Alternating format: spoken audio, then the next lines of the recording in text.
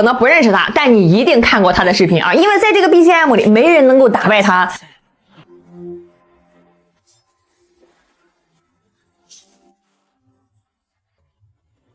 米娅高斯，一个在深夜刷到她表演片段会疯狂掉散针的女人，她总是盯着一对无辜的大眼睛，演出最令人脊背发凉的疯批美人。但是她本人啊，却不觉得自己邪，甚至非常想出演纯爱电影。如果说能够成真的话，只能祝这个男主好运了。米娅出生在一个艺术氛围拉满的家庭，外婆和妈妈呢都是演员，外公还是个有名的艺术家。这听起来非常的浪漫啊，但是实际上现实的很。米娅的妈妈虽然是演员啊，但却需要去做服务员来贴补家用，而她的父亲呢，在她出生没有多久啊，就和母亲分开了。于是呢，小米娅的人生就变成了一场永无止境的迁徙。出生2周就被母亲带回了巴西里约，5岁呢，为了更好的教育啊，又跟着母亲呢搬回了伦敦。10岁，母亲又带着她跨越大西洋，跑到了加拿大。本以为能够找到一丝安稳，结果呢，在短短1年里啊，她竟然换了7所不同的学校，连同桌的名字都还没记住，就得收拾书包转去下一个陌生的地方，永远在告别，永远在重新适应，永远像一个局外人。这种极度缺乏归属感的童年经历啊，或许呢也解释了为什么她后来饰演的角色，比如那个《破儿》里的女主啊，会对那个看似是光鲜亮丽，却永远也无法企及的外面世界，有着如此强烈的、近乎病态的渴望。最终呢，气候、学费、签证的多重压力，让母女俩再次折返伦敦。搬回伦敦之后呢，米娅的母亲在超市上班啊，艰难的维持着生计，而米娅呢，则在当地的一所女子中学读书。那时候她呀，害羞内向，甚至是有点自闭。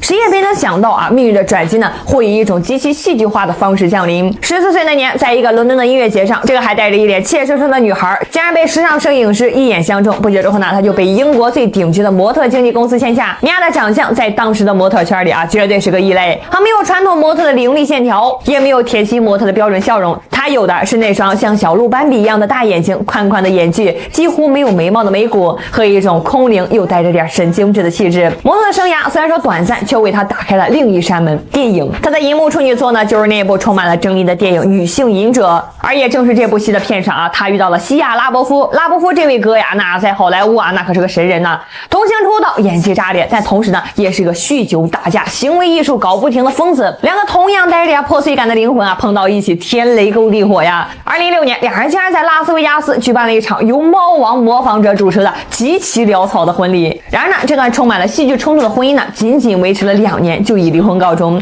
但是更抓马的来了啊！离婚后没多久，两人呢又被拍到重新复合，并且呢，在2022年迎来了他们的第一个孩子。这分分合合呀，堪比过山车的情感经历啊，似乎也预示着米娅高斯这个看似文静的女孩骨子里呢，其实藏着一个极其不甘于平庸，甚至渴望混乱的灵魂。而真正将她这股子疯劲儿彻底点燃的是另一个男人提维斯特。这提维斯特呢，是好莱坞新生代恐怖片导演里的佼佼者啊，他最擅长的就是用复古的美学和极其缓慢的节奏来营造一种令人毛骨悚然的氛围。当他遇到米娅高斯啊，这个本身就带着诡异气质的女演员时，一场堪称是恐怖片影史留名的合作开始了。2022年呢，这提维斯特啊和这个米娅高斯联手为我们献上了2部风格迥异却又内在统一的恐怖片 X 和破尔。在 X 里，米娅饰演的 Maxine 呢，是一个一心想成为明星、逃离德州农场的女孩，她眼神里充满了野心和欲望，像是一株渴望阳光的向日葵，却又不幸落入了一个充满了杀戮和变态的食人花农场。而在前传破尔里呢，米娅则贡献了堪称是封神级别的表演。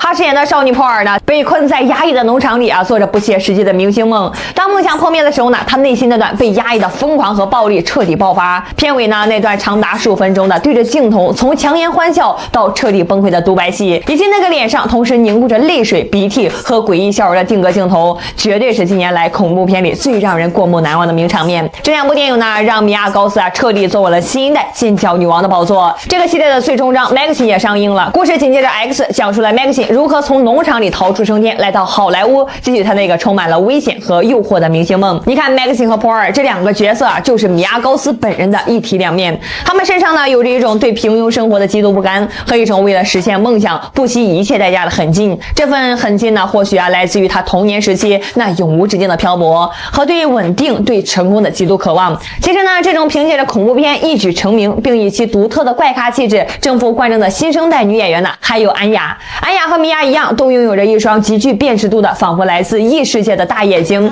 他们代表了好莱坞一种全新的审美取向，不再是千篇一律的标准美人，而是那些带着棱角、带着神秘感、带着一丝危险气息的怪女孩。如今的米娅·高斯呢，依旧在选择着那些充满了挑战，甚至有些变态的角色。她没有显赫的家世，没有惊为天人的美貌，甚至连一个安稳的童年都没有。但她呢，却将自己人生中所有的不正常、所有的破碎，都转化成了一种独一无二的艺术能量。她用自己的经历告诉了所有觉得自己格格不入的女孩，怪呀，从来都不是一种缺陷，它是你最独特的武器。当你学会了拥抱自己的怪时，全世界都会为你让路。